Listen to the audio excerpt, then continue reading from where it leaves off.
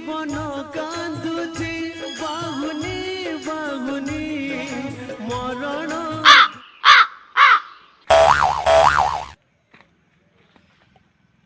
মুনা ভাই ঘরে আছো? କିଏ ଡାକୁଛ କିଏ ସେ? ହଁ କୋଉଠି ତମ ଘର? ହଁ ଭାଇ ନମସ୍କାର। ଇଏ କଣ ମାନେ 2 ଘଣ୍ଟା ମୁଁ ଦେଖୁଥିଲି କଣ ଏଇଠି କଣ ଆଗେ ମୁନା ଭାଇ ଡାକି ମୁନା ଭାଇ ପାଖରେ 2 ଘଣ୍ଟା ପରେ ନମସ୍କାର କରିକିରି କହୁଛ ମୁନା ଭାଇ ନମସ୍କାର ଆଇଥବ ନା ଆଉ ତମର ଗୋଟା କିଛି ପାଇଁ କଣ ଆଣିଛ କୁହନି? ହଁ ଆଣିବୁ ଆଉ କଣ ତମ ପାଇଁ ସକାଳୁ? ସକାଳଟାରୁ ମୁଁ ମୁହଁ ଧୋଇନି ଗୋଟା ଚାଲି ଆଇଲେ ଗୋଟା ନମସ୍କାର ନମ୍ବା ଘଣ୍ଟାଇ ପରେ ନମସ୍କାର ପକେଇବା ପାଇଁ। ଆରେ ଗୋଟା ଅଖା ଦଉଛୁ ମତେ ବସିବା ପାଇଁ ବାଗ ମୁଁ କିଛି ଜାଣିପାରୁନି। ମୁଁ ଏଇଠି ବସିବି। ଅଖାଟା ପକେଇଛୁ ମୁଁ ବସିବି। ମୋର ଭାଇ ଭଙ୍ଗା ପିଣ୍ଡା ମୋ ଚାଳ କଣ ଅଛି ମୋର ଚୁଲି ଅଛି ନା କଣ ବିରି ଅଛି ନା ଗଉଣି ଅଛି? କିଛି ନଥିଲା ତୁ ଗୋଟେ ଅଖାଟା ଦଉଛୁ ବସିବାକୁ। ମୁଁ ଗୋଟା ସକାଳୁ ଆସିଥିଲି ଗୋଟା ବୁଲିବାକୁ ମୁଁ ଘଣ୍ଟାଏ ପରେ ନମସ୍କାରଟା ହେଲି ବୋଲି ମତେ କହୁଛୁ। ଗୋଟା ଦେଖୁଥିଲି କଣ କେମିତି କରୁଛୁ।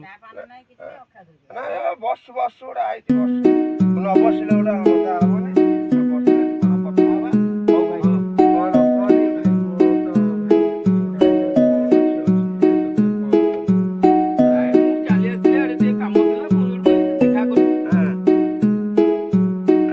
ଯାଉ ସକାଳୁ ହେଲା ଚା ଟିକେ ନ କରିକି କହୁଛୁ କୁଣ୍ଡା ପିଇବାକୁ।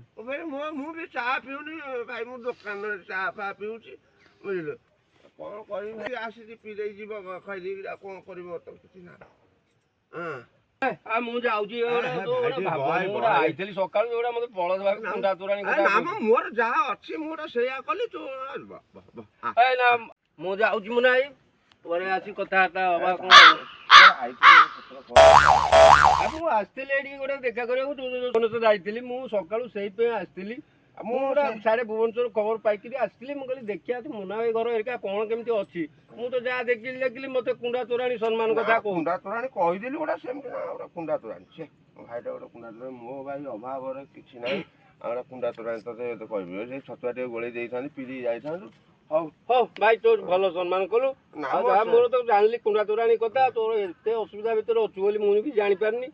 ଆଉ ମୁଁ କାଲି ଯାଇଥିଲି ଭୁବନେଶ୍ୱର ବୁଲିକିରି ଆଇଛି ମୋ ବିଷୟରେ ଜାଣିନୁ ମୁଁ ଯୋଉ ପ୍ରକାର ଲୋକ ମୁଁ ଏଇ ଦେଖିକି ଗଲି ମୁଁ ତୋ ପାଇଁ କିଛି ଗୋଟେ ବ୍ୟବସ୍ଥା କରିବି। ହଉ ହଉ ହଉ ମୁଁ ଯାଉଛି ପରେ କେତେବେଳେ ଆସିଲେ ତୋ ସାଙ୍ଗରେ କଥାବାର୍ତ୍ତା ହବ। ହଉ